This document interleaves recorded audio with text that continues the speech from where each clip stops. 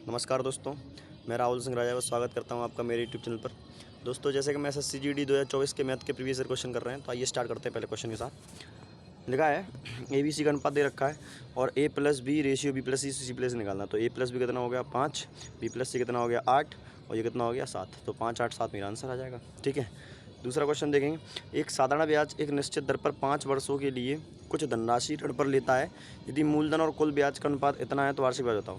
मान लो ब्याज 1 रुपये मिला, मान लो क्या दे रखा है और राशि मान लो 5 है। एक्स मानो, एक्स कट जाएगा तो इसलिए मैं एक्स नहीं मानता। और रेट मुझे निकालना है तो कितने 5 साल दिए रखे हैं, 5 दिन है, ये बटेगा 100। तो 25 चौक 100, रेट आ गई 4%। ठीक है, मतलब 31 और 50 के बीच की अभाज्य संख्याओं का योग निकालो। तो अभाज्य संख्याएं कौन कौन सी होती हैं? जो एक से कटेंगी और खुद से कटेंगी।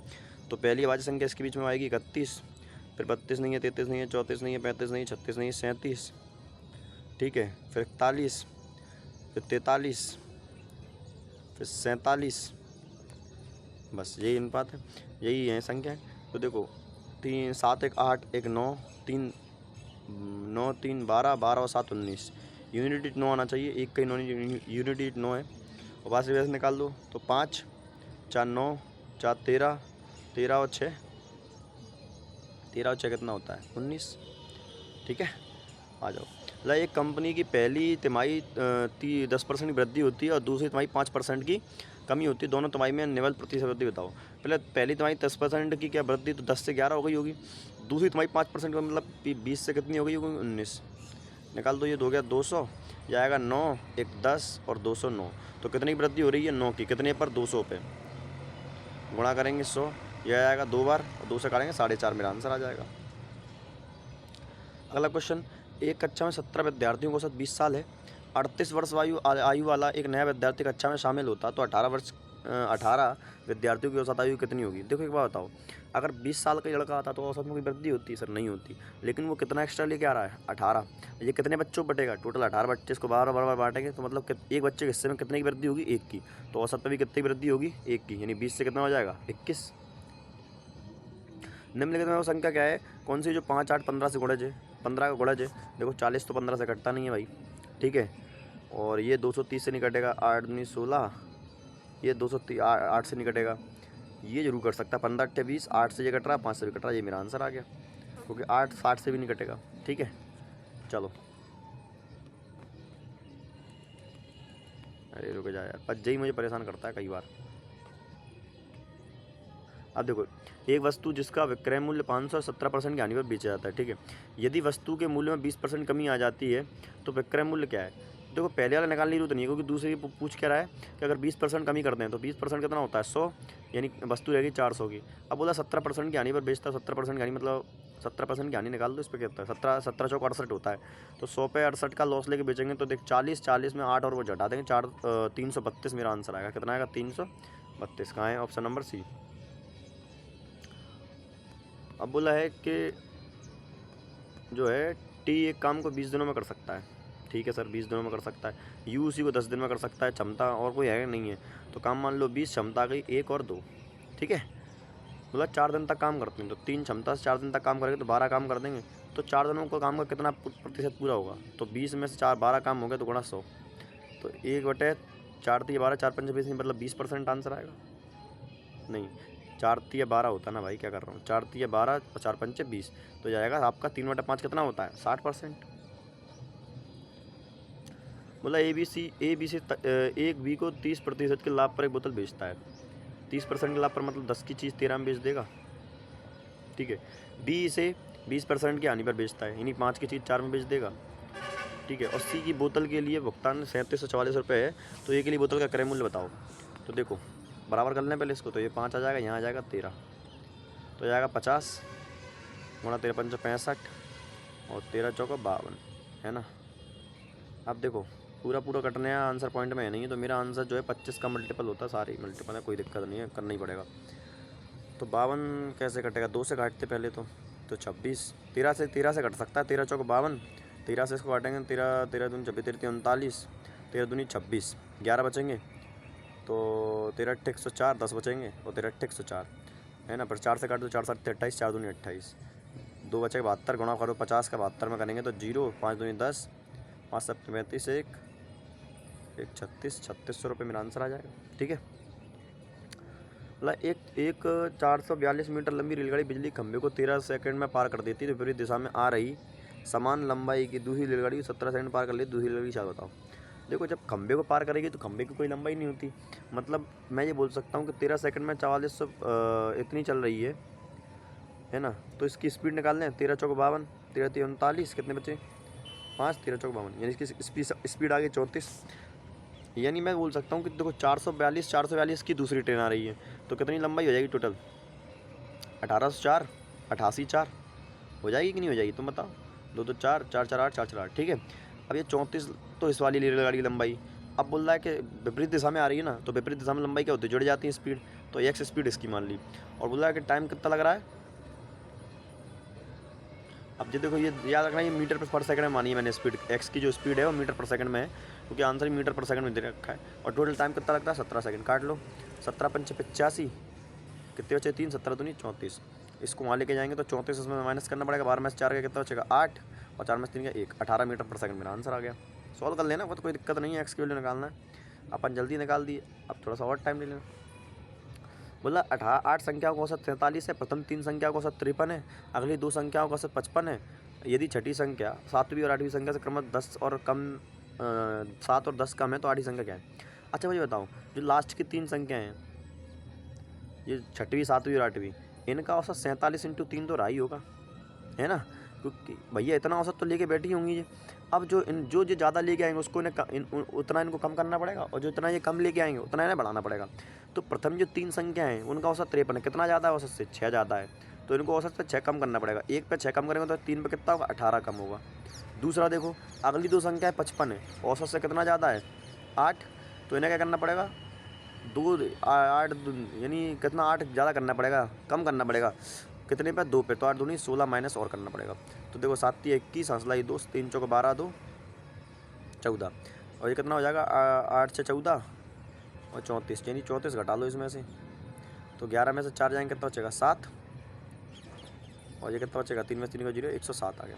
अब देखो, अब बोला छठवीं संख्या 7वीं संख्या और 8वीं संख्या से 7 और 10 कम है। अगर मैं छठवीं संख्या मानूँ x, तो 7वीं संख्या इससे 10 कम ज़्यादा है ना, तो x + 7 हो जाएगी, और x माइनस x + 10 हो जाएगी, और बराबर आ जाएगा 107 का। ये बात मेरी समझ में आ गई कि नहीं आ गई भैया। x जो संख्या है इससे 10 देखो 7 कम है कि नहीं सर, बिल्कुल है। 8 भी 10 कम है कि नहीं, क्योंकि 10 ज़्यादा कर दिया तो ये 10 कम हो गई है कि नहीं। अब जोड़ लो तीनों को, इन तीनों का योग इस योग के बराबर आएगा ना, क्योंकि योग निकाला है अपन ने। तो ये 3x बराबर आ गया 17 हो जाएगा, माइनस होगा तो कितना बचेगा 90। तो x की वैल्यू निकालेंगे यहाँ से, कितनी आ जाएगी 30, कितनी आ जाएगी x की वैल्यू 30। अब पूछा क्या है 8वीं संख्या क्या है x + 10, तो 30 में +10 करेंगे तो कितना आ जाएगा 40, मेरा आंसर आ जाएगा। नेक्स्ट क्वेश्चन की बात करेंगे भाई।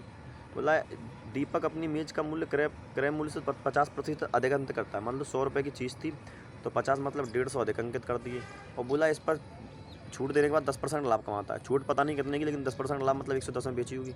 तो कितने की छूट दी 150 पर। भाई छूट तो किस पे मिलती है, अंकित तो मिलती है ना छूट तो 150 की 40 में 110 में 40 की छूट मिली, कितने पर 150 पर, गुणा करेंगे 100, तो 50 दूनी 100, 50 दिया 150, ये आ गया 80/3, यानी आएगा 3 दूनी 6, तो बचे 20 हो गया, 3 6 18 26 करके मेरा आंसर आएगा। ये रहा।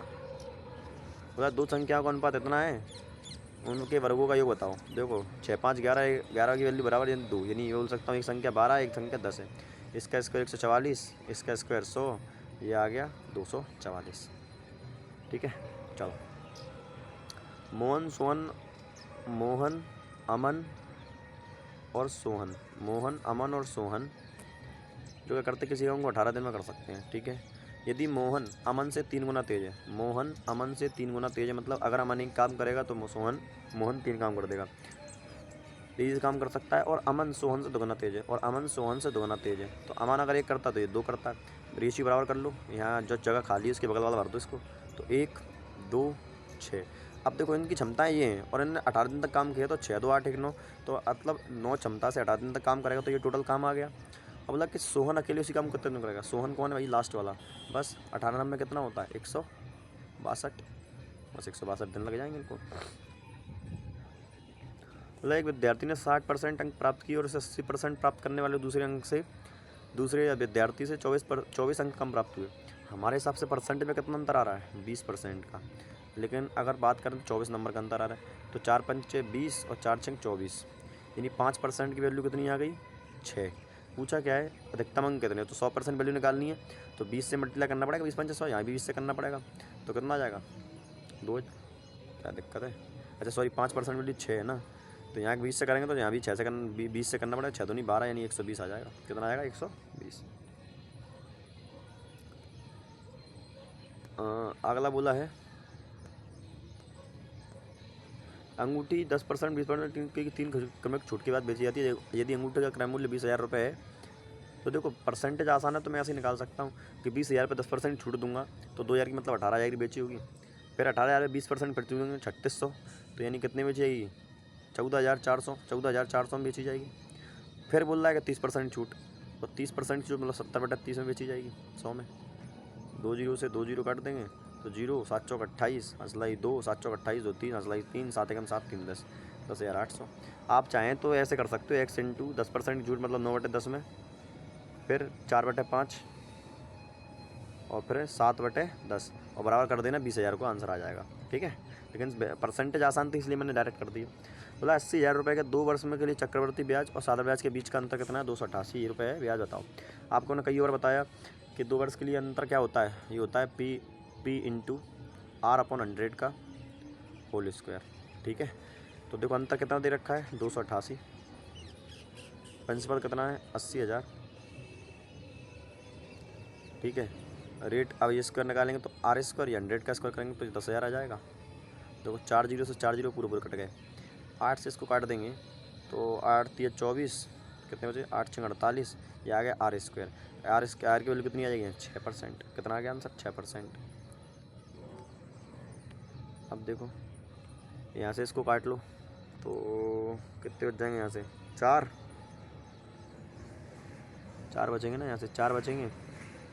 अब देखो तो यहाँ से 24 दूनी 48, 4 दूनी 8, तो 8 3 24, कितना आ गया, 24। अब 24 का मल्टीप्लाई करेंगे 216 में डिवाइड करेंगे तो 24 पंचे 120, 24 90 216, तो 9 बार गया और 13 9 117, खत्म हो गया सवाल।